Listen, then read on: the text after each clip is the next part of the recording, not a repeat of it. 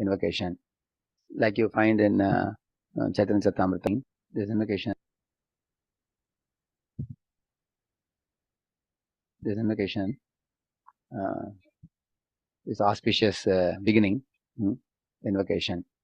Like you find in Chaitanya Charitamrita and all, offering prayers to the previous acharyas, offering prayers to Supreme Lord, and taking blessings before proceeding inside the book. So we will recite the first invocation verse. Om Purnamada Purnamidam Purnat Purnamudachyate Purnasya Purnamadaya Purnamevavashishyate. This translation, somebody? The personality of Godhead is perfect and complete, and because he is completely perfect, all emanations from him, such as this phenomenal world, are perfectly equipped as complete wholes. Whatever is produced of the complete whole is also complete in itself. Because he is the complete whole, even though so many complete units emanate from him, he remains the complete balance. Okay. So I'll try to understand this. The personality of Godhead is perfect and is complete, which means there is no imperfection in him in any way. And he is also complete, there is no incompleteness in him. And because he is completely perfect, all the emanations from him, which means from him many emanations come, like we say Janmadhyasya Yataha. Yataha means from whom. Many emanations come. For example, from Krishna, then there is Balaram, and then there is subsequently Mula Sankarshan. And then from Mula Sankarshan, Narayana, then there is Mahasankarshan. From Mahasankarshan comes Mahavishnu. So from Mahavishnu comes all the universes. So each of these can be considered complete also. Not only the large expansions, including his material existences also. All the millions of universes. Such as this phenomenal world. Because one may say that the nominal world or spiritual world is complete. So he uses the word phenomenal world is this world. You will find actually both material and spiritual world are called as complete.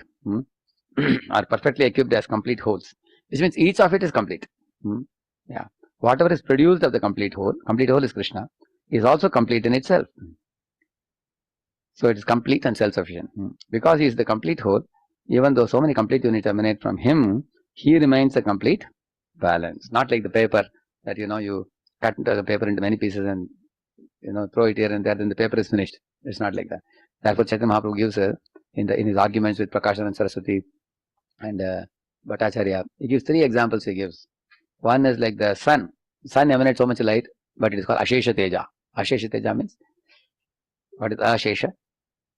Never exhausted. Light keeps coming, heat keeps coming, but the sun continues for crores and crores of years, like that. So Krishna is like that. He may emanate a lot of energies, but he remains complete. Another example he gives: a tree stands in one place, and it produces many kacha mango fruits. Eventually, they become pakka mango, and after that, they fall off the tree also. And the tree keeps on producing many hundreds of thousands of mangoes, and the tree stands in one place. So vriksha iva stabdo divitishtate kastenedam purnam purushena sarvam. It is said Krishna is Purna Purusha. He is like a vriksha. He is like the tree from whom so many energies come, but he never gets exhausted. He is always there. So that is the second example he gives. Third example he gives a Parasamani example. A Parasamani can touch anything and make it into gold.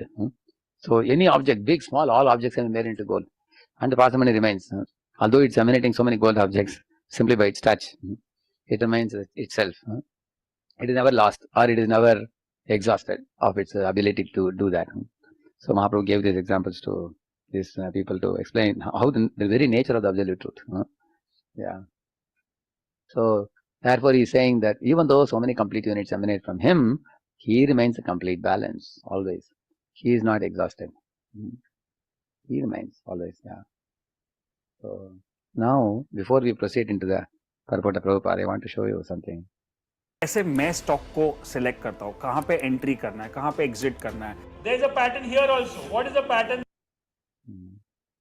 We are just revising what we did in the previous 2 sessions here.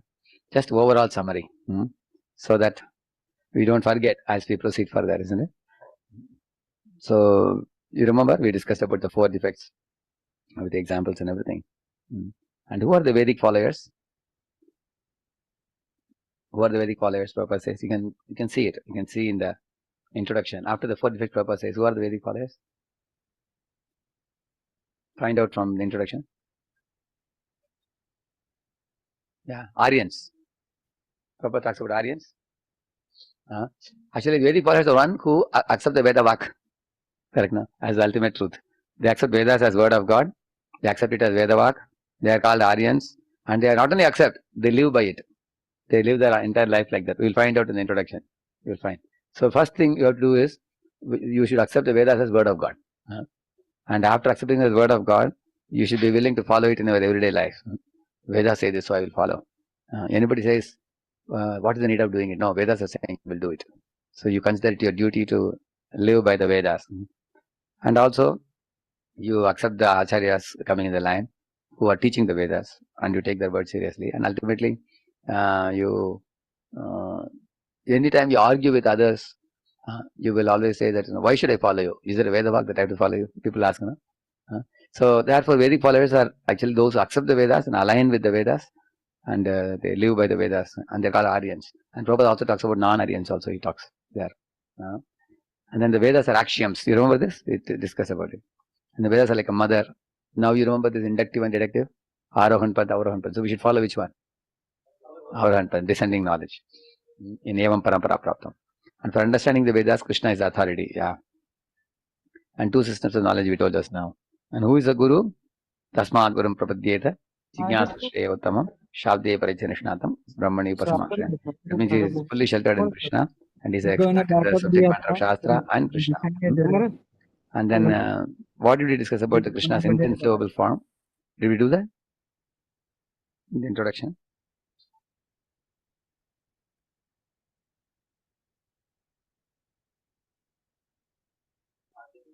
Adya Purana Purusham. Now, why it's inconceivable? He is Purana Purusham, but he is Navayavanam. Yeah. And the Vedic literatures are vast, like an ocean. So, if you want to save time, you have to accept it in the disciplic line. Exactly according to Desh Kalapatra, gurus will teach you now. So, you can save time, and you don't have to master all the Vedic literature. Whatever you need will be properly taught to you. If you accept the parampara.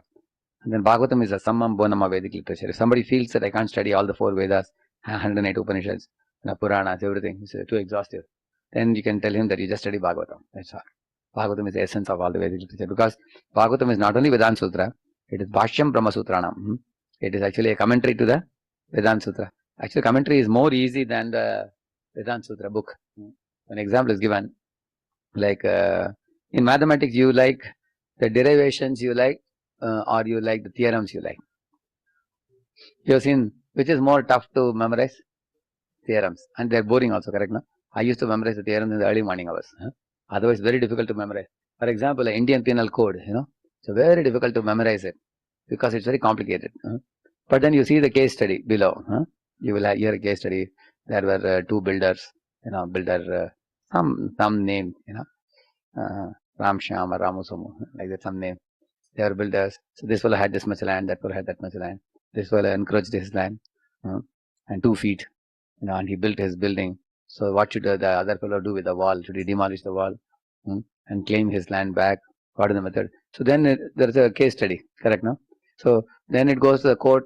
Then based on the case study, there is a theorem put up. And theorem is very small sutra. Elaboration of the theorem is this case study.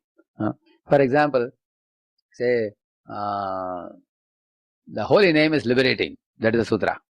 And the case study is Ajamila. Correct, no? So the holy name liberates a person from the Yamapash. That's the theorem. So now when you read the theorem, you can't understand how it is practical. But when you read the case study, it becomes very easy for you. So the case studies are the smritis. And the sutrams are called as the shrutis. Now Shruti, Smriti and Nyaya, if you see. So Nyaya Prasthan. So if you see the Vedanta Sutra, it's the most toughest. Because the Vedanta Sutra is a summary of the Upanishadic statements. Upanishad is very exhaustive statements, 108 Upanishads. So all of them, see in the Upanishads what happens is analysis. And you don't need all this analysis all the time. Analysis is already done. The conclusions of those analysis given in Vedanta Sutra. So now, therefore it is said that the Shrutis are like the mother and the Smritis are like the sister. Like a mother says something to the child, the chastises and goes into kitchen. Now sister can pick up the, younger sister or younger brother on her lap and sit and explain the same thing what mother said and went. Correct, no? In a more simpler way. And child is crying, my mom gave us lap and went to kitchen, but the sister can explain it properly. So in the same manner, the Puranas are the tone of Puranas is different from the tone of Shrutis. The tone of Shruti is affirmative. One must do this. Like that, Shrutis are like that. And the Puranas are actually having a persuasive tone. They say, we suggest you to chant the holy name. Like that. You will see, Namocharana Mahatmyam, Hare Pashyata Putrakaha, Ajamilopiteneva Mrityupashada Muchyata. He says that, my dear sons, how wonderful is the holy name. By that mere utterance of one holy name, you are saved from the Yamapash. Don't you think holy name is wonderful? What does it mean? Hey, take the bead bag and chant. Shrutis, if you ask the Shrutis, they will say, this is what you have to do. Whereas the Smritis, you will find they have a persuasive tone, like that, yeah. And the Kavyams, they don't persuade you also. They simply sing a poem. Kavyam means actually in a joyful mood, they express the ecstasy of having practiced the chanting of the holy name. And you have to run behind him and ask, why are you so jolly? Please tell me. And he is not able to even tell you also. He is just enjoying. By seeing him, then you take the bead bag and start chanting. So in this way, the beauty of Bhagavatam is all the three are there in the Bhagavatam. There are affirmative slokas are there, there are persuasive slokas are there, and there are poetic slokas are there. All the three you will find. Therefore, I told you that Bhagavatam, if you have everything. Because Bhagavatam has taken essence of the Smritis and Shrutis and the Nyaya, everything, all in one. Vedavyas wrote the commentary, Bhagavatam, superlative it is. And he wrote it in his maturity. Yeah. So, now, yeah, okay. This is invocation. This is the main thing in the invocation. Actually, I am going to show you invocation text 1, 2 and 3 also summary. Why? Because all these things are like one unit. If you see the bird's eye view, then when we go to the actual shloka, it will be easy for you. Okay? Please read it. Invocation.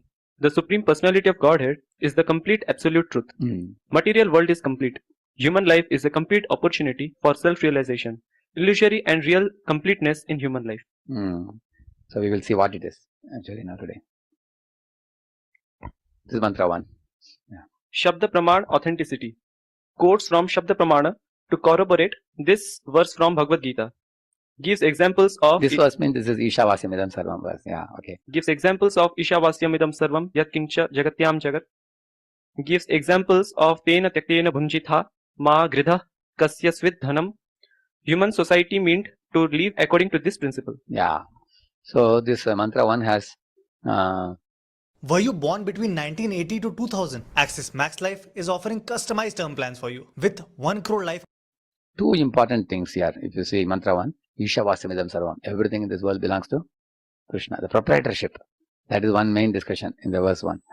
And another second very important discussion is Tena Tyaktena Bhunjita. You should only take your quota. Which means there is enough in this world for everyone's need. But not for one man's greed. Who is that one man? That one man can be Hiranyakashipu or Hitler or Alexander. Anybody like that. So, if one fellow tries to take everything and keeps with him, then there appears to be scarcity. Actually, there is no scarcity. God has actually created enough for all living entities. So, Tena Taktena Bhunjita. Take your quota and shut up and then use it for becoming Krishna conscious. Like that this verse says. Tena Taktena Bhunjita. It's affirmative statement it is. Take only your quota. Like that it says. As I told you, Shruti speak like that. And then it talks about human society meant to live according to these 2 principles. One is about Ishavasya principle. Ishavasya principle means proprietorship principle. Who is the proprietor? Isha, Supreme Lord. And Tena Bhunjita, that is quota principle. So 2 words you can remember. Proprietor and quota. That is verse 1. Yeah. And then? Mantra 2. How karma bandhana causes mortality. Karma, akarma and vikarma. Vedas ultimately lead us to akarma. Begin by bringing God into sense gratificatory life. Without God consciousness, all activities are in vain. Therefore, add God to altruism. Yeah. Karma yoga. Yes. So in this way, here this verse talks about, okay, if you are not serious about Krishna consciousness, at least include God in your program. You want to do communism, make it spiritual communism, he says. You want to do altruism or philanthropy, include God in your... For example, you want to give annadan, very strongly you feel, okay, offer it to Krishna and distribute prasadam. Include God in your program, like that he says. So, okay, you want to run an industry, okay, make it a program that as soon as the morning siren rings, you keep one Sankirtan, Prabhupada said, in the industries. Have a temple, that all workers come together, have Sankirtan. And then lunchtime, you serve Mahaprasad to everybody, And then instead of giving ordinary food in the industries, people give enough food. Give prasad, he said. and then everybody chants Mahaprasada Govinda and takes prasad. And evening while leaving, again the siren rings, people should come for Sankirtan in the temple, 10 minutes, 15 minutes Kirtan, then let people push off. And Prabhupada said, there will be no strike in your company. Prabhupada writes it in the book, Sword of Knowledge. You will read it there. So, in this way, anyway you want to run industry, we can't stop you. Run the industry, but include Krishna, like that he says. So, in this way, this verse talks about, if you don't include Krishna, yajnatat karmanaha anyatra, lokayam karma bandhana. So, then you don't want karma bandhana, then at least begin including Krishna into your life. You want to do sense gratification, but at least do it according to Krishna's sanction, like that he says. Anyway, you will not give up sense gratification, you want to do it, but include Krishna. So, second verse, if you want to precisely put it, include Krishna. That's all. Third verse, yeah. Mantra 3. Who is a demon? Who is a soul killer? Liberate the soul, don't kill it. If you don't use higher facilities of human form, then have to live worse than animals in this life and go to hell in the next. Even failure in liberating the soul brings glorious result. What then to speak of success? Modern politicians as demons. Solve all problems forever. So you will observe a pattern in these three verses. The first verse number 1 talks about Vihita Karma. Second verse talks about Kamya Karma. And third verse talks about Nishiddha Karma. You observed it? See, first verse talks about, two principles. Tena Taktena Bunjita and Ishavasya. So if you stick to that, that means you are aligning with God's law. Correct, no? And second verse says that, you are not ready for it. Okay, Kamya Karma you want to do. At least you include Krishna. Correct, no? And third verse says, despite allowing you to include Krishna, certain people will say, no, we don't want Krishna, we will headlong go towards sense gratification. That is third verse. Asurya namate loka andhena tamasavrataha. Says, no? Tamste pratyabhikachanti eke chatmahano janaha. They are atmaha people, asuras. They are third verse. What activities they will do? Prohibited activities. Prohibited activities. You are able to observe it? Correct, no? Vihita karma, Kamya karma, Nishiddha karma. For example, mother tells a child, Beta, we have a big Innova car, play inside the car. Our child says, but mom, look at the ocean waves, so beautiful, no? Look at the seashore. So many kids are playing, why can't I play? She says, no. If you go to the seashore, water will come and take you inside. And you will get lost in the ocean. And the child says, no, mom, I promise you. You let me make some sandcastles in the seashore. But I will not touch the water. He says, God promise, I promise you. Then the mother trusts the child. Then she opens the door and all those. Child goes to the seashore and starts making sandcastles.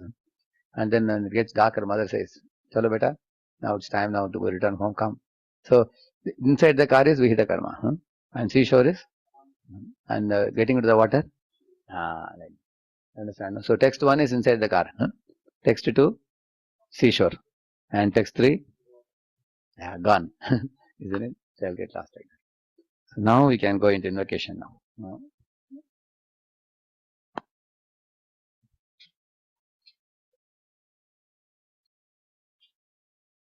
The summary of the invocation is here. Please read it below. Empty. Empty. Understanding Empty proprietorship. means main theme actually. Main theme. Yeah. Main theme. Understanding proprietorship and occupation within the society. That is for 1, 2 and 3 verses. Yeah, invocation. Yeah. Invocation. All things in existence are emanating from complete whole. So one has to know that things in this world, what you see, did not exist forever. And it's not that they came out of nothing. They have come out from an absolute whole. Janmadhyasya yataha. As Krishna says, Aham sarvasya prabhavo mattas sarvam pravartate iti matva bhajante mam budhava vasaman. He says, Aham sarvasya prabhavaha means from everything has emanated from me. This is one very important thing that Shastras repeatedly say, that God is one from whom everything emanates. Yeah. That's the first statement of Vedanta Sutra also. Janmadhyasya yataha. So these are the main points in the invocation. This and this, totally 8 points are there totally. So what I will do, I will not discuss this right now. After we discuss the invocation, then you all will remember. Then when you see these points, it will be easy for you that time. So now when we go into the invocation now, you will see these things will be covered now. Let's go into invocation purport here. See, the first paragraph of the purport talks about realization of the futures of the absolute truth. There are 3 features of the absolute truth, you all know. And Brahman, Paramatma and Bhagavan. So Bhagavan is called Satchidananda. If you see the purport, third line, Prabhupada says in that, Satchidananda Vigraha is called. But the Brahman realization means they realize only the Sat future. Sat means they know I exist. Like that they know. Or is aspect of eternity. And the Paramatma realization people, they realize the Sat and Chit futures. So they realize the existence of themselves, but they also realize the conscious existence of the Supreme Lord. See what happens with Brahmavadis. They think there is only one Supreme Brahman. They consider that they say, no, Soham. What is Soham? Saha Aham. I am He. Like that they think. So thinking that I am God, they don't see any difference. There is no diversity for them. There is only oneness. Correct? No? Ekam Satyam Dvitiyam Nasti. See, there are some statements in the scriptures which are called Mahavakyas. Some are Advaita Mahavakyas, some are Dvaita Mahavakyas. Both are there in the scriptures. So they have taken some of those statements separately. And they quote that and say, Sarvam Kalvam Idam Brahma. So Prabhupada says that even we agree with that, Sarvam Kalvam Idam Brahma. Why? There is one verse in Bhagavad Gita. Brahmarpanam Brahmahavir Brahmagnau Brahmanahutam Brahmaivatena Gantavyam Brahma Karma Samadhina. So this is explained how Brahmarpanam Brahmahavir means the sacrificial the arrangement, that is Brahma. And sacrificial fire is Brahma. The ahuti you are giving ghee, that is also Brahma. The ladle you are using, that is also Brahma. The Brahmanas who are performing the mantras, they are also Brahman. And the mantra ucharan which comes from their mouths is also Brahman. And all the 25 ingredients which are kept for offering in the sacrifice, they are all Brahman. So this is the meaning of this verse. Brahmarpanam, Brahmahavir, Brahmagnav, Brahmanahutam, Brahmaivatena Gantavyam, Brahmainatena Gantavyam, Brahma Karma Samadhina. The activity is also Brahman. So Prabhupada says, what is the meaning of that? If a devotee, for example, is carrying a book bag, that is Brahman. The devotee is going out is also Brahman. And he is speaking the glories of the book, that is also Brahman. And the book he is giving is also Brahman. What is the meaning of this? It's spiritual in quality. You understand? No? You agree the books he is carrying is spiritual? The prasadam he is giving is spiritual. The glorification about the Prabhupada's books coming out of the mouth is spiritual. And the devotee is wearing Tilak Kantimala. He is spiritualized. Correct? No? Yeah. And he is walking. This is work. And their work is also Brahman. Correct. So this is called Sarvam Kalmamidam Brahman. Correct, no? So that means in Brahman also there is diversity. Correct, no? But the Jnanis, because they realize only Sat future, they cannot see any diversity. Now, Paramatmavadis, they come to the realization of Sat and Chit. They know that the super soul who is also conscious. The two birds analogy. Samane Virkshe Purusho Nimagno Anisheshva Chidimukhimana. That verse says. Mundakopanishad, Katopanishad. But in Paramatma also there are two people, Paramatma followers. See, Paramatma is only in this world. In that world, Paramatma doesn't come with you. At the time of you are leaving this world, Paramatma will say Tata and leave you. You go ahead. Why? Because you're going to meet the Lord face to face in that spiritual world. So the Paramatmavadis, some of them have a notion that the two birds which are sitting in the tree, one is a fruit-eating bird and one is a silent bird. Correct, no? And who is a silent bird? Paramatma. And who is the fruit-eating bird? Jiva. So they say that when the fruit-eating bird goes beyond the Sukha Dukkha Sagner, then he also becomes like the other bird. And then he merges into the other bird, they become one. Like that they will say. So these are also Mayavadis. That type of Paramatmavadis are also there. But at least Paramatmavadis are better than these people like, but for one reason, because they recognize that difference from the Lord, and they are also meditating on Him. Dhyana avastita tadgatena manasa pashyanti yam yogino. It is said. At least they are meditating on the form of Vishnu. Some of them want to become one with Supreme Brahman. Other people enter Vaikuntha also. And the Bhagavan realization is ultimate because all the six opulences become manifest. Satchidananda realization. And Prabhupada says the word Vigraha means form. He says. So now, for example, say on a very special festival day, they have made sambar. Here they make sambar in the kitchen here. Yeah. You all know the fragrance of sambar? Correct. Yeah. So they made sambar. Which other item is very fragrant item? Which item? Because in South India, the sambar is the most fragrant. Correct, no? Any other item in our kitchen is very fragrant? Bhaji, correct. Bhaji and pakoda also. Pakoda, bhaji, correct. Okay, now imagine we have brought the prasadam has come out and we are calling the devotees, but we have put a curtain. So we keep the big Mahaprasad plate with 14 items. We kept everything.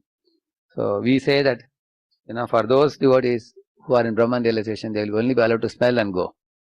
You come into the hall, curtain is put, you come to the room, bhaji, sambar, wonderful. And then you are supposed to go. Only that much realization is allowed for you. Correct, no? Then the Paramatma category fellows come. And the curtain will be moved down. And the plate will be shown. Now you can count the items. This is a variety. You have seen it, right? Now you have to go now. The Bhagavan realization, they will be given the plate. Complete realization. Correct, na? And they can sit and eat. So you decide which realization you want to be in. Correct, na?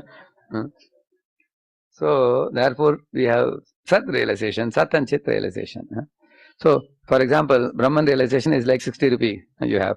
Paramatma realization is like 80 rupees. And Bhagavan realization is like 100 rupees. But inside 100 rupees, 60 and 80 are there. Correct, no? If you are Bhagavan realized, you also know the two other features also. Brahman and Paramatma. So automatically understood. Yeah. Okay, let us see below in that paragraph. When one realizes the Supreme Person, he realizes these aspects of absolute truth in their completeness. And please read further. Vigraha means form.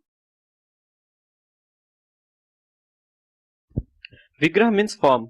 Thus, the complete whole is not formless. If he were formless, or if he were less than his creation in any other way, he could not be complete. The complete whole must contain everything both within and beyond our experience. Otherwise, he cannot be complete. Yeah. The Prabhupada says, if he were formless, then he could not be complete, he's saying. For example, all of us have form, correct, no? Look at everybody's face here. It's unique face. You all have a unique face cut, everybody. Not only we, 8.4 million species of animals and birds and humans, if you see, everybody has a unique face cut. Not only face cut, the pigment of the color of skin, correct, no? And the height, somebody is tall, somebody is short, somebody is fat, somebody is thin, and somebody is skinny, correct, no? Different. So everybody has unique personal features. If so much personal features are available in this world, and you say the absolute truth is not a person, that means he is lacking the personal feature, correct, no? So for him to be complete, the personal feature should be one of his aspects. Otherwise, it would be incomplete. So both personal and impersonal features have to be present in the Supreme for him to be complete. Now somebody may say, but that means what? You are saying complete. There is something lacking in the absolute truth, which is incompleteness, you may say. But in the absolute truth, incompleteness is also there. How? Because suddenly one day Krishna felt that my devotees are experiencing more bliss than me, and I am not experiencing as much bliss as them. Then he felt Srimati Radharani is the happiest devotee. Because I am Swami receiving all service, but they are all enjoying the joy of servitorship. So Krishna developed a greed that I want to know what happiness they are enjoying. Correct, no? So that is incompleteness in the complete. No? So that is also there. So then the Lord came as what? Chaitanya Mahaprabhu. And he experienced, and then he understood. So although Krishna says, Vedaham samatitani vartamanani, bhutani, bhavishyani, vartamani, everything I know. But then even he showed incompleteness and then he had incompleteness. So in this way, there is one boy asked Prabhupada, Swamiji, you always talk about the beauty of Krishna, Kandharpa Koti, Kamaniya, Vishesha Shobham and all that. That means your God has something lacking, he said. Prabhupada asked, what is it? He said, your God does not have ugly feature, he only has beautiful feature. And then immediately Prabhupada told him to refer to 11th chapter of Bhagavad Gita. Krishna showed Kala Rupam and Vishwarupam. So the Kala Rupa, Prabhupada said there were teeth, like that, biting the skulls and heads of the warriors, like Jayadratha, Dronamcha, Jayadratamcha, all those Dushasana. Everybody was entering into the flaming mouths. Mouths were flaming also, and they were swallowing them, biting them, blood was coming out, and they were very horrible and harsh looking faces. To see them only, you'll be frightened. It will be like that. So that is all Kala Rupam. So when Arjuna saw that, it is said when the bodies were bitten like this, the blood dripped and came down, and tongue came out to lick it. It was not like a picture. We see a Vishwarupa picture only. Arjuna was not seeing picture, he saw actual personality, which means a lively person. Correct? And Arjuna saw every time the tongue came out, he was afraid. They offered obeisance and told Krishna, please wind up this form as soon as possible. Deadly, because where it begins, where it ends, I don't know. All directions, I offer you obeisances from north, east, west, south, all directions, he said. So Prabhupada told this boy, for those who don't surrender to Krishna, for them this is available. This Kala Rupa is available, he said, which is a cruel form. So there is nothing you can say lacks in Krishna. Everything is present. It's complete, like the Prabhupada said. Yeah. The complete whole must contain everything, both within our experience and beyond our experience. Otherwise, he cannot be complete. So, Lord has everything. For example, in this world, there is attraction between boy and girl. So, somebody asks, does God also have romance? Yes, God does have a romance. But his romance is not like your romance. Like once Prabhupada told some black man that the black man also happy to know God is also black, we are also black. But Prabhupada, he's not black like you, he said. He is special. He's bluish black and he's a glistening blue. He has a very beautiful form, he said. So, many of the features one may see in the material world may appear to be similar in spiritual world. In Vaikuntha planet, there are men and women. Prabhupada says in the Vaikuntha planets, there is association of the opposite sex. But that vikar, or the lusty desires for enjoying the opposite sex, is not there. Because both are eager to come together and serve the Supreme Lord. Prabhupada says even in ISKCON, you can see beautiful husbands and wives having very handsome bodies. After some time of Krishna consciousness, they lose the taste for enjoying each other. Instead, they both wear tilak and kantimala, bidbag, and they come to temple and do a lot of sevas. Husband and wife are spirited and they are smiling and joking to propagate the moment, distributing books, reaching to many places. So in this way, spiritual world also, Lord has consort Radharani or Lakshmi Narayan, Sitaram. The romance is there, but that romance is not like the material world romance. The material romance is actually lust, is pure love. In this way, you can see. So one man asked Prabhupada, that means Swamiji, in the spiritual world, God has anger also. Oh yes, God, all these things what you find, the emotions we say in this world, they are all in their purest form. Like Nrsimhadev, when he becomes angry, the result of his anger is liberation of Hiranyakashipu. Correct, no? And he brings auspiciousness to the whole world because the non-Brahminical culture is finished in the world along with Hiranyakashipu. And Lord establishes Prahlad on the throne. So what begins is the golden period. So that means Nrsimhadev coming is good or bad? So his anger is auspicious or inauspicious? That one should know. Like similarly, you see Prithu Maharaj's anger is auspicious or inauspicious? Auspicious. Correct, now why? Because he chased after the earth and got her to yield all good items for all the benefit of all living entities. Correct, no? So Lord's anger and our anger are not same. Our anger is damaging and destroying, whereas Lord's anger is constructive and auspicious. So in this way, we should know that these things are there in the Lord, but in their purest existence, unlike the material world. Yeah. So there one man asked Prabhupada about evil existing in God. And Prabhupada said, see, when you look at the sun, you don't see any shadow. When you look away from the sun, you see shadow. Similarly, when you look towards Krishna, there is no bad in Krishna. Everything is auspicious. Even Krishna's killing is auspicious also. He killed Putana and gave her a position of nurse. Like the Prabhupada said. So in this way, but when you turn away from Krishna, the shadow represents all the sufferings and everything you undergo in this world. Yeah. Again, the next para, somebody can read. So this first para is mainly about realization of the absolute truth. Okay. Please read the second para. The complete whole, the personality of Godhead, has immense potencies, all of which are as complete as he is. Thus, this phenomenal world is also complete in itself. The 24 elements of which this material universe is a temporary manifestation are arranged to produce everything necessary for the maintenance and subsistence of this universe. No other unit in the universe need make an extraneous effort to try to maintain the universe.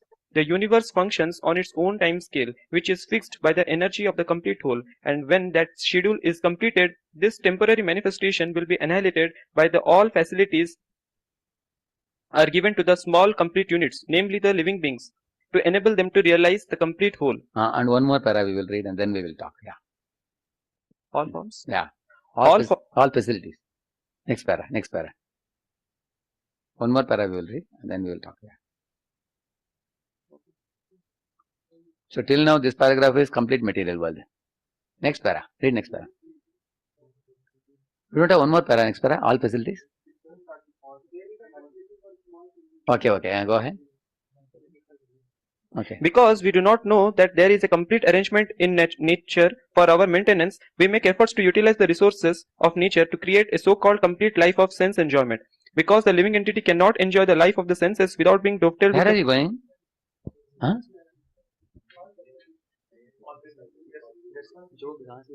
Next para. All facilities All are given to facilities. the small complete units, namely the living beings, to enable them to realize the complete whole. All forms of incompleteness are experienced due to incomplete knowledge of the complete whole. It's not there? Actually, the two paragraphs are combined together. Okay. The human form of life is a complete manifestation of the consciousness of the living being, and it is obtained after evolving through 8.4 million species of life in the cycle of birth and death. If in this human life of full consciousness the living entity does not realize his completeness in relation to the complete whole, he loses his chance to realize his completeness and is again put into the evolutionary cycle by the law of material nature. So this is the second and third para in my book. You all have one para together? Okay. But is in the same way or you have something else you have? Huh? Is it a? I didn't say so, see, first he says the complete whole, the personality of Godhead has immense potencies. Potency means Shakti. All of which are complete. For example, in the spiritual world there are three Shaktis. What are they? Antaranga Shakti. And no, only Bhiranga Shakti is this material world. Yeah, in spiritual world there are three Shaktis. Sandhini. Yeah. So Sandhini is what Shakti? Is it? Existence potency. Like the spiritual world itself. And all the other items in the spiritual world. The Sandhini Shakti. And then Hladini is pleasure potency. And then Samvit is knowledge potency. So those are all Shaktis, correct, no? Then there is also Bhiranga Shakti, material world, Antaranga Shakti, and we are all that is Shakti. So that's all Shakti. They are all potencies. And then there is also Ichcha Shakti. There is the Kriya Shakti. There is the Jnana Shakti. There is Brahma Shakti, Vishnu Shakti, Shiva Shakti. There is also Shakti of Samhara Shakti. There is a Sankalpa Shakti. There is a Kripa Shakti. So in this way, the Supreme, there are also other Shakti. You wake up with a limited amount of discipline, and the more decisions you make, the lesser and lesser and lesser it gets. It's like Hri, Hri, Bhu, Nila Shakti, Bhu Shakti, Hri Shakti. So these are all different Shaktis. Immense potencies of the Lord. There are hundreds and thousands of Shakti forms, the female forms of the Lord, who are all waiting at his beck and call to serve him. Anytime the Lord says, hey, Samhara Shakti, finish this Putana. So Samhara Shakti will finish Putana. Like that, yeah. So whichever Shakti Lord wants to activate now, he just has to desire.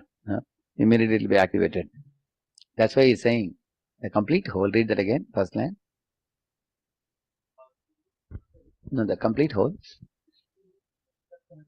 Same line which I read just now. The complete whole, the personality of Godhead, has immense potencies, all of which are as complete as he is. Correct. So, and then he's saying, now all these are complete, he's saying. Every one of these Shaktis, they all perfectly work. In order for us to understand how they perfectly work, how precise and how perfect they work, if you see, according to scientists, the Earth revolves around the Sun in 365.256 days. Up to the third decimal, the movement of the planets is precise. Can you imagine how precise they are? Up to the third decimal.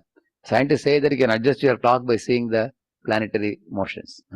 Similarly, any one day you found sun was late, tell me. And instead of coming at 4 or 5 o'clock in the morning, here he was rubbing his eyes and came at 10 o'clock. Sorry, today I slept off a little bit. Has he ever come late? Think about it. So therefore you have to see the nature, how precisely they work. Therefore he's saying every one of them, they are perfect and they are complete also. And then thus this phenomenal world means material world is also complete in itself. Now scientists and atheistic people, their argument I told you in the previous class. What is it? This we cannot accept the existence of a god, they said, for one reason. What is it? They said the tiger is chasing after a deer and killing. Similarly, there is an ecological cycle, correct, no? Like a frog eats a fly, a snake eats a frog, an eagle eats a snake. Snake is shot by a hunter. The eagle is shot by a hunter. So in this way, there is a Jivo Jivasya Jivanam principle in this world, due to which scientists said, this world doesn't look like a home for us. You say that God created this. If God created this world, he is really a kind father or a true father. He must have created this world as a comfortable place. That was scientists' argument. Because in the Christianity, people say that God has given this world as a gift to you so that you can enjoy. And He's given you all the facilities. So take all the facilities, thank God, and you have a happy life. That's what they say. So what atheistic people and scientists saw, what Christians say, it doesn't gel with the practical reality. Because even when you take the things of the world and try to lead a peaceful, happy life, do the other living entities allow you to continue? Many jivas are try, jivasya, jivanam. But Bhagavatam is a very advanced literature. Bhagavatam says, this is not your home. It says, you have to go back home, back to Godhead. That is your home. And this world is not a home. What it is, yesterday I told you? It's a jail or it's a hospital. See, there is a big difference between hospital and hotel. Like hotel, when you go, you ask for the menu and you tick mark. One pepper dosa, okay, one masala dosa, and bring one uttapa, bring this rasagulla. You can tick mark. Correct, no? You just tick mark and then tell them, bring this, bring that, along with family. And children say, Papa, I want ice cream. Okay, ice cream, isn't it? And then wife says, she wants some, some kind of vanilla juice, something. Okay, you tick mark everything and then you give it to him. And then that fellow goes and brings. What is this? Hotel. Now you hospital, you go, do you tell the doctor, show all the medicines? Let me see which is sweet one. Can you say that? Hospital is the place you have to go and show them, doctor, look at my hand, see my nadi. And tell me, will I jinda rahunga, mar jaunga? Tell me, will I be alive or dead? The last few days I'm terribly suffering. Correct, no? People should, doctor says, eat this bitter medicine, or get admitted in the hospital. Take this injection. So, hospital is a place where you go to get rid of the disease. Hotel is a place where you go to enjoy. But most people in this world are thinking this world is what? Hotel. That is the problem. They are in a mood, and therefore they get frustrated and commit suicide. You will see that. See, those guys who got frustrated with the world after doing karma kanda, sacrifice and all, they got a lot of material facilities. They enjoyed that and they got thoroughly frustrated. Those frustrated guys are the jnanis. They gradually go to jnana kanda after that. Therefore, Upanishads you will find, because just now they are going to introduce God to them in the Upanishads. Because those who are frustrated guys from karma kanda section comes to jnana kanda. So they very carefully and slowly introduce God. God is a very great person. He is very far away. Is the most powerful, the creator of the entire existence. So they were, therefore, when people read such books, they are fascinated. But if you suddenly tell the karmakandi people that God is a simple covered boy playing on a flute, he plays with his covered boyfriend, they can't digest it. It's too much for them. You understand, no? Because therefore, when they come to Jnana Kanda, then they will come to Upasana Kanda. When they become Bahunam Janma Namante, Jnanavan Prapati, then they will come to Upasana Kanda. So in this way, this world is actually a hospital, and this world is actually a jail for reformation purpose. And one has to open the eyes and look at the world around there. Is it a concentration camp or is it a jail? I asked you the question. You all have understood this point. It's actually a jail for reformation. Actually, God doesn't want to torture you or destroy you. He wants to reform you and put you in the happiest position. That is his goal, by giving you freedom. One more observation you all will make in this world. If you do wrong things, there are punishments, like smoking, drinking, illicit sex and all that. And if you do right things like yogasanas, pranayama, waking up early in the morning and taking vegetarian food, correct, no? And taking only Ayurvedic medicine and, going for a walk, swimming, and reciting the Vedic mantras, and singing classical music. So when you do all these things, you feel your mind and body, your body, mind, soul becomes healthier, correct, no? You can see that. So therefore, everywhere now people are turning to salads and vegetarianism on a very big scale all over the globe now. Because these are activities in the mode of goodness. So they are happiness producing. Everybody has understood now. So God has created the world in such a way that if you do Rajoguni, Tamoguni activities, then you suffer. If you do Sattvic activities, you get happiness. So the machine of the material world itself is designed by Krishna in such a way, it gives a pat on the back for you and encouragement if you do the correct activities. So God has already defined what is correct in scripture. You have to read the scripture, know the correct activities, do it, you get a pat on the back and you get encouragement. Why encouragement? So that you can gradually get liberated from this world and go back to Godhead. And wrong activities you do, you get a punch and the kick and the prick and everything. So people ask why God is cruel. God is not cruel. The suffering is given by you to yourself only. Correct, no? Just like Prabhupada says that sparrow, no? What was the sparrow doing? The sparrow went near a window panel and sat. And in the window he saw what? Another sparrow, his reflection only. But this fool thought that it is another sparrow. He was then with his beak, he was hitting again and again, foolishly. So in this way, people are all in this world struggling hard for enjoyment. They are actually hurting their own mind and senses. Purposes. Atmaha, it will come later. But the point is, material world is a wonderful place for those who want purification. Material world is a wonderful place for one who understands it's a hospital for my curing my disease. So one doctor was telling me there are good patients and bad patients. He was telling. He said that the bad patients are those who come to doctor and they harass him like anything. They want to get cured very quickly. And doctor says, wait a minute. At least for 1 month you take the medicine, you'll get gradually cured. They keep on calling him again and again, harassing the doctor. And the other patients, he said, they take the medicine and put it in the cupboard, never eat it. This is another type of patients, he said. And there are another, then he also said, they leave one doctor and jump to another doctor. Every 2 days they go to new doctors. Maybe this will work, allopathy, homeopathy, this, that, everything they try. So he said, these are all patients in what gunas?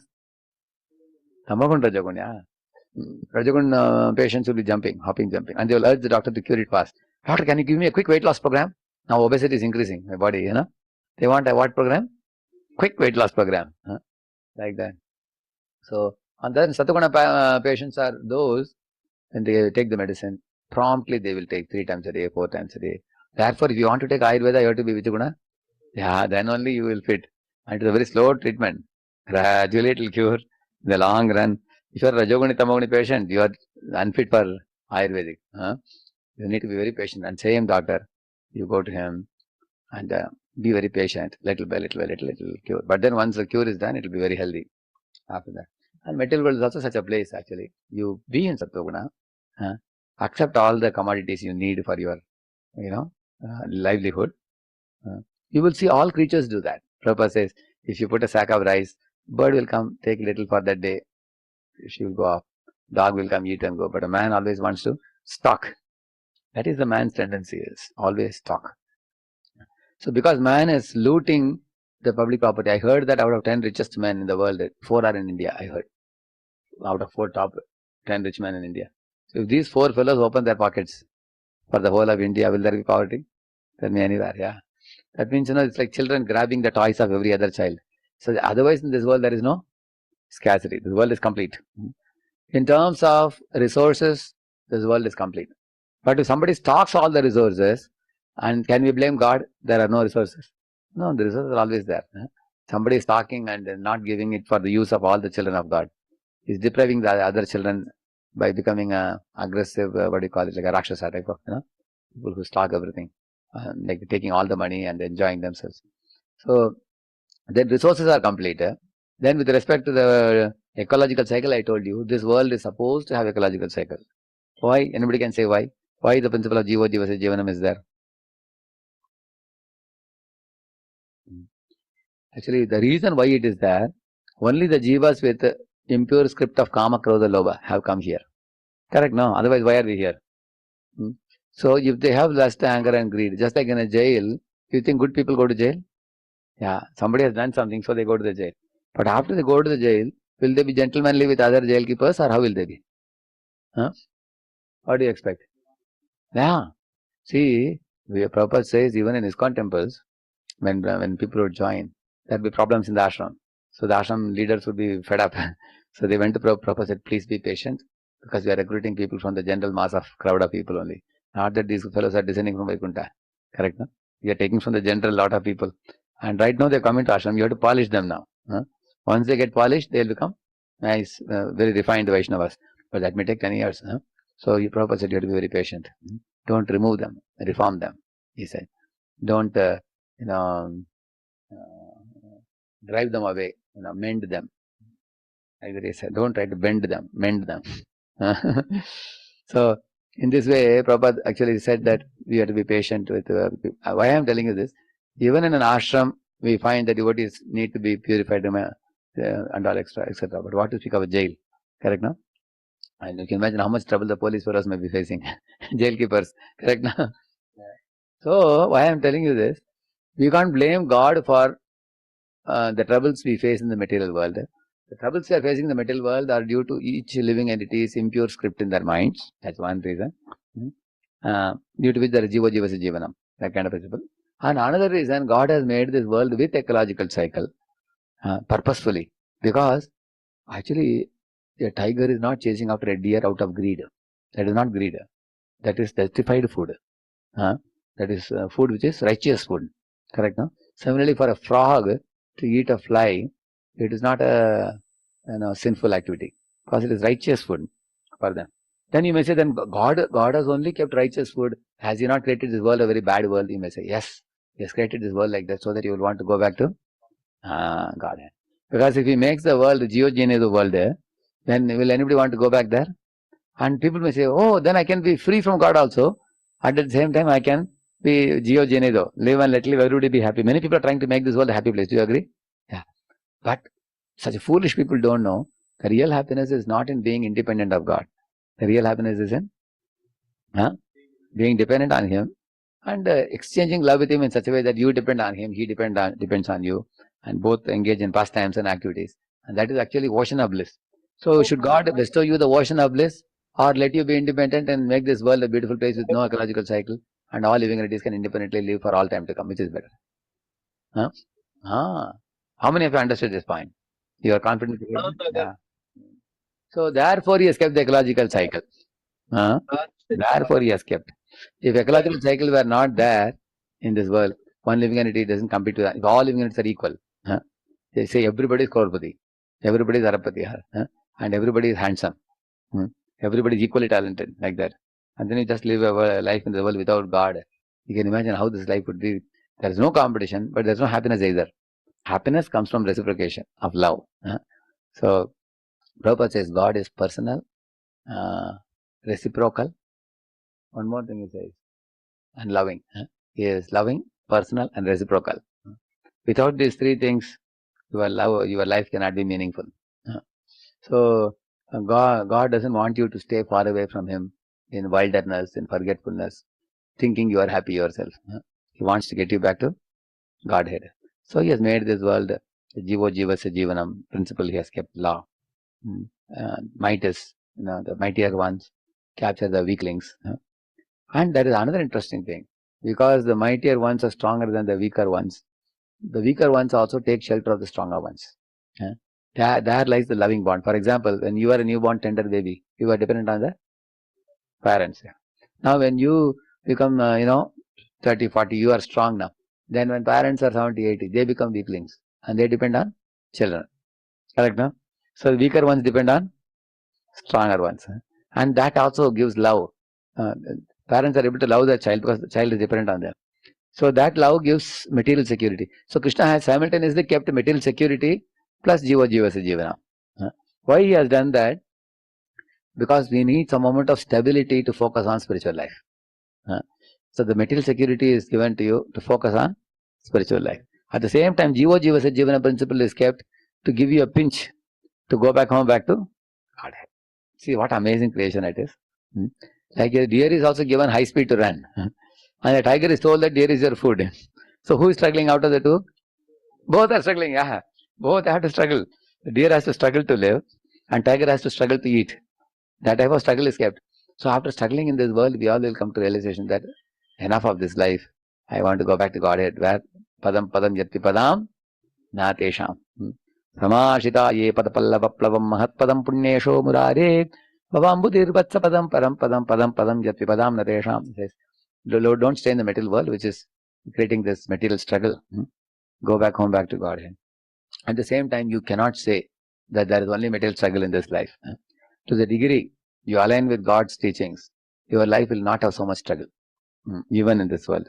I can tell you from my personal experience, ever since I joined ISKCON 25 years ago, I can see, life is so smooth sailing. I don't know whether I'm in material world or spiritual world. Get up early in the morning, attend all the morning programs, read the books, preach the Shastra, take prasad. And also you are associating with mostly devotees only. Correct, no? Actually, here comes the point. If you lead a simple life, simple living, high thinking, like you will see that when you go to Prasadam hall, for rice, dal, sabji, chapati, is there competition? Where is competition? Mahaprasad. You will see that. So for need, there is no competition. Only for greed, there is. That is the conclusion. Where you want the basic needs of life, you will very easily get them. in this world without much struggle, without much effort. See, most people are nowadays crying, I am working so hard for the company, Prabhu, 16 hours. If you carefully see, the same boy, if he works in a school or a college, 8 hours he works, 25,000, 30,000 he will get. But people are not satisfied with that. People want 1.5 lakh per month, 1.2 lakh per month, and they want to work in a big, prestigious company, and they want to slog for 16 hours. Correct, no? So, that means for need in this world, if you are ready to be satisfied with the need, you will not have much struggle in this world. That is one verse, Sada namalaiva yata labete santosh yayita achar kare bhakti dharma posh. He's saying, Sada namalaiva, always chanting the holy name. Labete santosh, whatever comes of its own accord, a man is satisfied. Yayita achar kare, and those who follow this route, this path, bhakti dharma posh, the bhakti will solidly maintain them. He says, be satisfied what comes of its own accord. You are sitting and eating prasad, little mahaprasad, somebody is coming and dropping, little taste, okay. Eat that, thank you, Prabhuji. Remember Radham Damchandra and eat that mahaprasad. Whatever comes of its own accord. There is a story in the 11th canto, one bird is called as heron. It's called heron. One heron got one big fish in a lake, and he caught the big fish and came to one particular place, to cut the fish into pieces and eat it. As soon as he came, all the other herons attacked him. They were all sharp beaks, they were pecking his body, and started bleeding in different parts of the body, hitting all over the body. So this fellow got frightened. Then he dropped that fish. When the fish fell some few feet away, then all the herons attacked the fish, and they left this fellow completely. So this fellow, what lesson he learned? Tyaga Shanti Anantara. You give up, you get Shanti. In the material world, you give up the greed, immediately you will attain peace. You will see that. Actually, this is what, whether you are brahmachari, grahastha, it's immaterial. In any place you can be greedy, correct, no? If you are greedy for food, then you will have competition, correct, no? As soon as prasad comes, if 5 people put the hand, only one of them will get, correct, no? But for rice, dal, sabji, is there a competition? Everybody gets. So be satisfied with the need, not hanker for the greed, yeah. Similarly, man also, he can eat, Prabhupada says, when man eats vegetarian food, and a cow eats grass, and a tiger eats flesh. Does a tiger eat grass? Does a cow eat flesh? No. But why man want to eat both? Correct. You want to eat vegetarian food also, you want to eat. And therefore, very simple formula, sanctioned and sanctified. That's all we should accept in this world. What is sanctioned for you? Accept it. What is sanctified by touch with Krishna? That you accept. So, in this way, he says that the material world is also complete in itself. Although later on, when atheists understand all this, then they can appreciate. Prabhupada is saying the material world is arranged to produce everything necessary. Produce means what?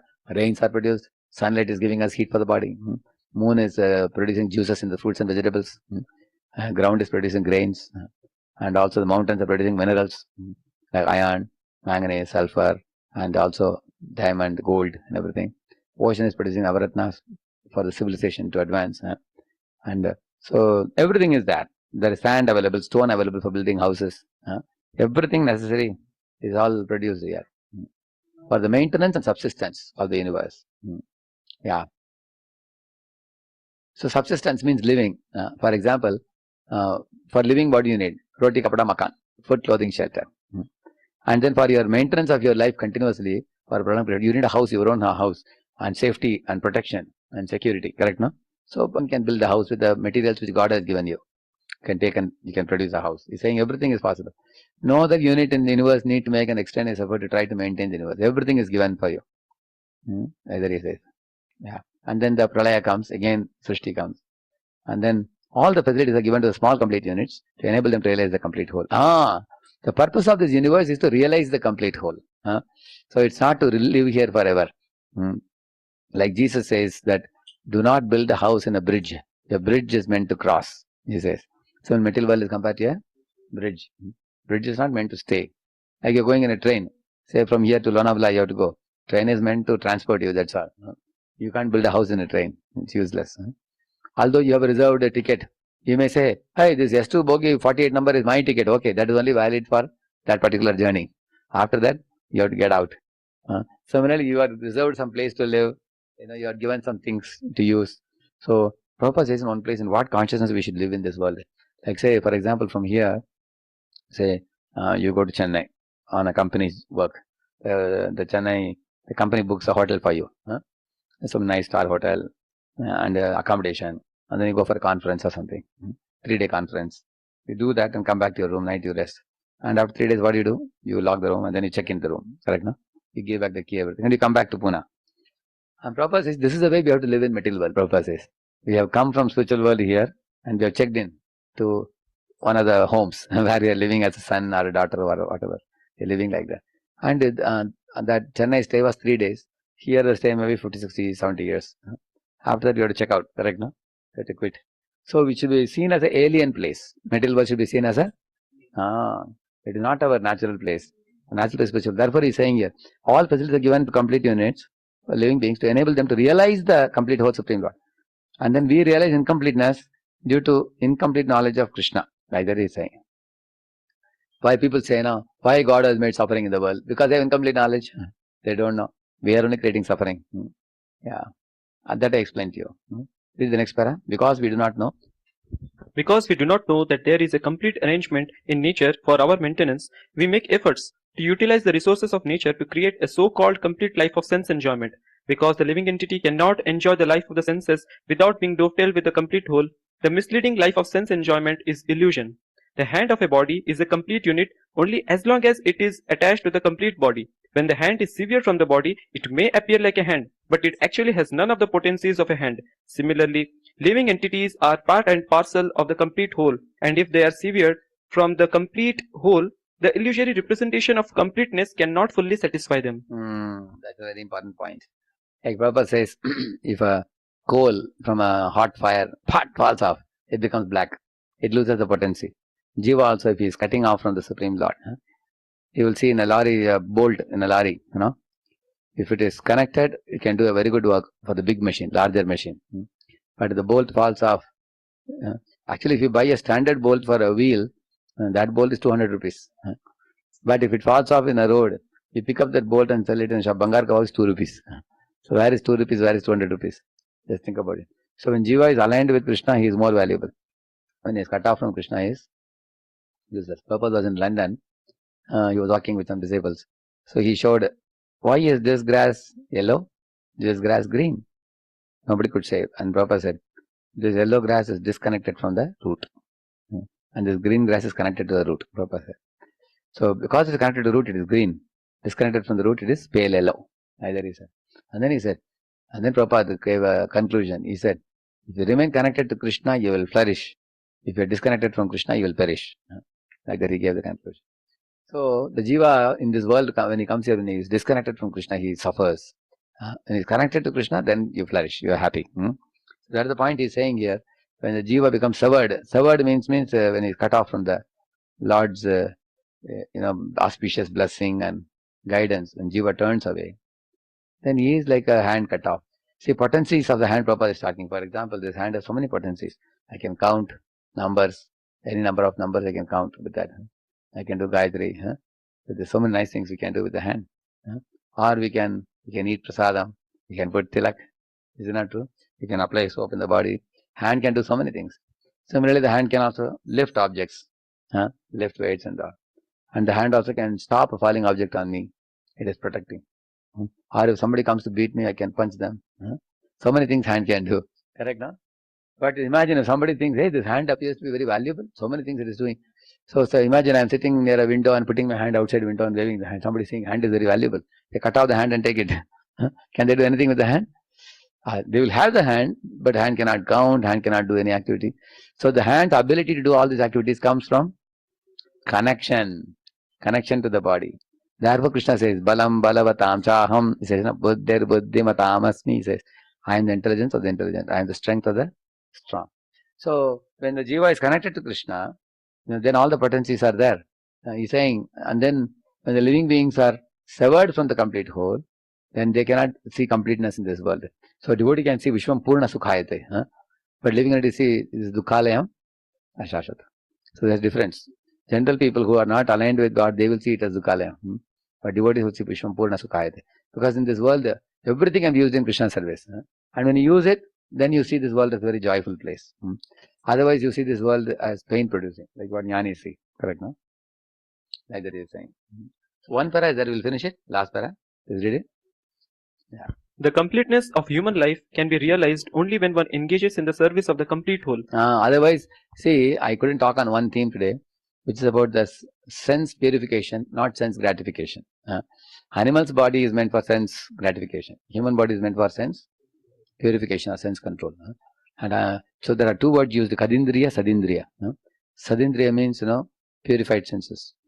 Kadindriya means impure senses. This comes in Bhagavatam. Evam varsha sahasrani manashashtair manasukham vidadano api natrupyat sarvabhauma kadindriyaihi. This is said by Yayati. He is saying that, oh Devyani, 1,000 years I lived with you to enjoy the family life, but now I am fed up. He is saying, I am not at all happy. Now I am planning to take to devotion service very seriously now. Like that, who says? Yayati says. Because my senses are kadindriya, he is saying, impure senses, he is saying. Another place you get about impure senses is our Devut is saying, Nirvinna anitaram bhuman asati indriya tarshanat yena sambhavyamanena prapannandam tamah prabhu, she is saying, asadindriya tarshanat. Asadindriya is kadindriya. And where is sadindriya? Rishikesha sevana. That is sadindriya, pure senses. So by engaging the senses in Krishna's service, they become purified. Then you can realize the completeness of human life. But if you don't engage senses in Krishna's service, you are going to be thoroughly frustrated in the world, because senses have default option is sense gratification. If they don't, you know the flip-flop switch, how many of you know what is flip-flop switch? Flip-flop? Flip-flop switch means it will be connected. If you connect it here, it will remain connected there. And if you don't connect it here, it has default connection. Like that. Similarly, if you don't connect to Krishna, you connect to Maya immediately. So therefore, then if you connect with Krishna, you experience completeness even in this world. But if you don't connect with Krishna, you experience what in this world? Incompleteness. Why when you say, what is this? God has made this world so unhappy place. My wife is giving me so much trouble. My office people are giving so much trouble. The world is full of trouble. Actually, it's not trouble. You are creating trouble by your kukarma, bad karma. Correct, no? You understand? Read it further. All services. All services in this world, whether social, political, communal, international, or even interplanetary, will remain incomplete until they are dovetailed with the complete whole. Yeah.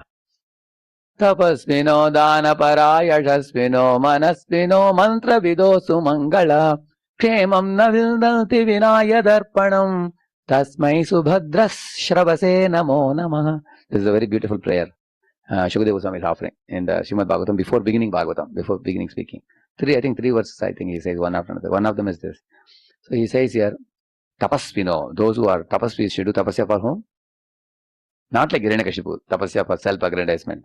One should do tapasya like Dhruva Maharaj or like Devaki Vasudeva. And Dhanapara, if you want to give charity, give for Krishna conscious activity. Mantra Vida means if you are very expert in chant in glorification of the Lord. Like that he says. Call is coming, I am coming. And then, Kshemam na vindanti. See, you will not attain perfection and freedom from misery in your life if you don't connect all your activities to Krishna, he says. There's one more verse, this? This one. I will tell you. Avichito artha kavipi nirupito.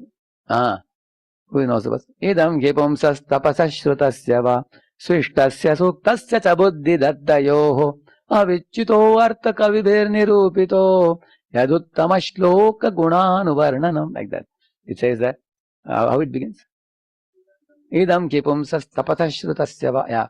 Your learning, your philosophy, your art, your sciences, your Bharatanatyam, your culture, everything, education, knowledge, devotion, everything should be utilized in glorification of Achyuta, Lord Krishna. That's the meaning of it. So in this way, these two verses say this. That means connect everything you do. Yeah. Everything you do, connect to Krishna. Joshet Sarva Karmani. In Bhagavad Gita, Krishna says the same thing. Dovetail everything you have in Krishna service. So, going back to this, quickly read the invocation in summary points. main points discussed. The invocation mantra describes the objective of the book, the absolute truth, the supreme personality of Godhead. Correct. By repeatedly recognition of his various types of completeness, this mantra establishes the supreme position of the personality of Godhead. Brahman and super soul realization is partial realization of the supreme absolute truth. The supreme personality of Godhead is Satchidananda Vigraha. This is the complete realization of the supreme personality of Godhead Sri Krishna.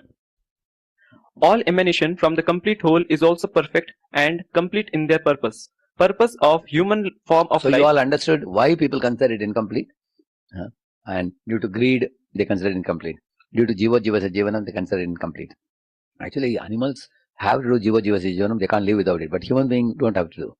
Human being, by his transcendental knowledge, can surpass the platform of Jiva Jiva Jivanam. And you can live the life of Jiva Jinida. Only human can do that. Because humans have that type of, that means, you accept meager amount of things from living entities, don't cause any harm to other living beings, peacefully live in alignment with Krishna. Yeah. Purpose of human form of life, the purpose of higher consciousness.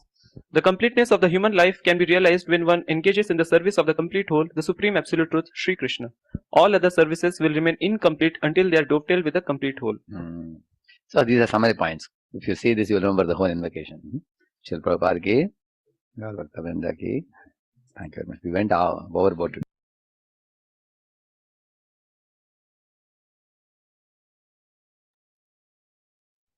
Hare Krishna. Thank you very much, devotees. Srila Prabhupada ki jai. We'll meet tomorrow again, devotees. Hare Krishna. Srila Prabhupada ki jai. Gaur Bhakta Vrinda. Gaur Premanande. Hari Hari Bol.